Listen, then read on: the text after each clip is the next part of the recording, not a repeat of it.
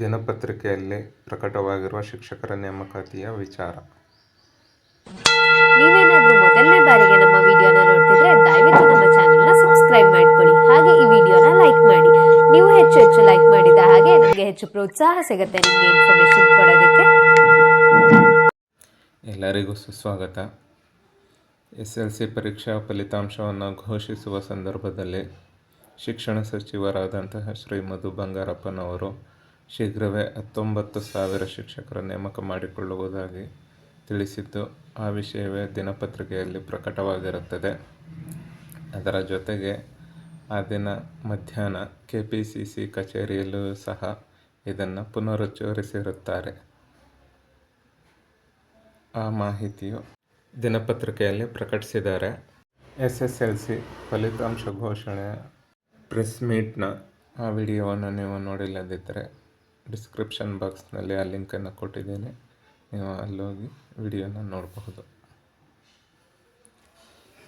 ಸರ್ಕಾರಿ ಶಾಲೆಗಳಲ್ಲಿ ಶಿಕ್ಷಕರ ಅಭಾವವಿದ್ದು ಶೀಘ್ರವೇ ರಾಜ್ಯದಲ್ಲಿ 19,000 ಶಿಕ್ಷಕರ ನೇಮಕ ಮಾಡಿಕೊಳ್ಳಲಾಗುವುದು ಎಂದು ಸಚಿವ ಮಧು ಬಂಗಾರಪ್ಪ ತಿಳಿಸಿದರು.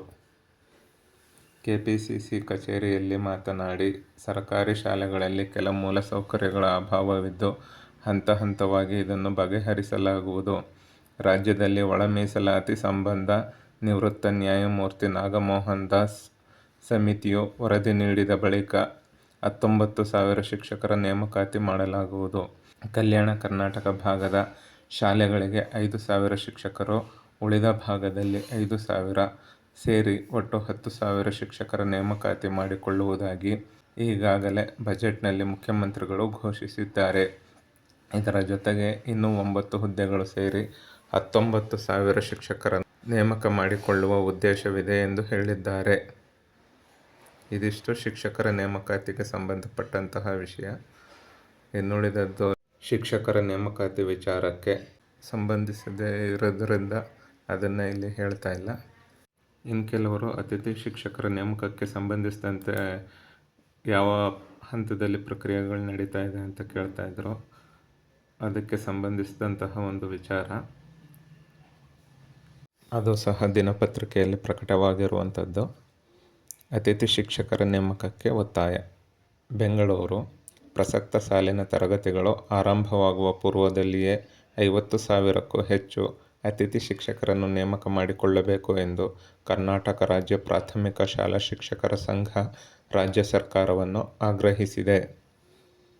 ಯಾಕೆಂತಂದರೆ ಈ ಸಮೀಕ್ಷೆ ಮುಗಿದು ವರದಿ ಕೊಟ್ಟು ಅದು ಅನುಷ್ಠಾನಗೊಳಿಸುವವರೆಗೆ ಶಿಕ್ಷಕರ ಕೊರತೆ ಶಾಲೆಯಲ್ಲಿ ಆಗೋದ್ರಿಂದ 50,000ಕ್ಕೂ ಹೆಚ್ಚು ಅತಿಥಿ ಶಿಕ್ಷಕರ ನೇಮಕ ಮಾಡಿಕೊಳ್ಳೋದು ಅವಶ್ಯಕತೆ ಇದೆ ಎಂದು ಸಂಘ ಸರ್ಕಾರವನ್ನು ಆಗ್ರಹಿಸಿದೆ.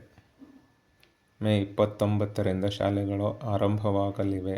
ರಾಜ್ಯಾದ್ಯಂತ 50,000 ಅತಿಥಿ ಶಿಕ್ಷಕರ ಅವಶ್ಯಕತೆ ಇದೆ. ಆದ್ದರಿಂದ ಕಡಿಮೆ ಶಿಕ್ಷಕರಿರುವ ಸರ್ಕಾರಿ ಶಾಲೆಗಳಿಗೆ ತರಗತಿಗಳು ಆರಂಭವಾಗುವ ಮೊದಲೇ ಅತಿಥಿ ಶಿಕ್ಷಕರು ಹಾಜರಿರುವಂತೆ ಸೂಕ್ತ ಕ್ರಮ ಕೈಗೊಳ್ಳಬೇಕು. ಆದ್ದರಿಂದ ಈ ಕೂಡಲೇ ಅತಿಥಿ ಶಿಕ್ಷಕರ ನೇಮಕಕ್ಕೆ ಆರ್ಥಿಕ ಇಲಾಖೆಯ ಅನುಮೋದನೆ ಪಡೆದು ಶೀಘ್ರವೇ ಆದೇಶ ಹೊರಡಿಸುವಂತೆ ಆಗ್ರಹಿಸಿ ಶಾಲಾ ಶಿಕ್ಷಣ ಮತ್ತು ಸಾಕ್ಷರತಾ ಇಲಾಖೆ ಪ್ರಧಾನ ಕಾರ್ಯದರ್ಶಿಗಳಿಗೆ ಮನವಿ ಸಲ್ಲಿಸಿದೆ. ಪ್ರಾಥಮಿಕ ಶಾಲಾ ಶಿಕ್ಷಕರ ಸಂಘ ರಾಜ್ಯ ಸರ್ಕಾರವನ್ನು ಆಗ್ರಹಿಸಿದರೆ, ಬಹುಶಃ ಸರ್ಕಾರನೂ ಸಹ ನೇಮಕಾತಿ ಏನಾದರೂ ವಿಳಂಬ ಆದರೆ ಆದಷ್ಟು ಬೇಗ ಅತಿಥಿ ಶಿಕ್ಷಕರನ್ನ ಈ ಹಿಂದಿನ ವರ್ಷಗಳಂತೆಯೇ ನೇಮಕ ಮಾಡಿಕೊಂಡು ಶಾಲಾ ಚಟುವಟಿಕೆಗಳು ಸುಗಮವಾಗುವ ರೀತಿ ಮಾಡುವ ಸಂಭವನೀಯತೆ ಇದೆ.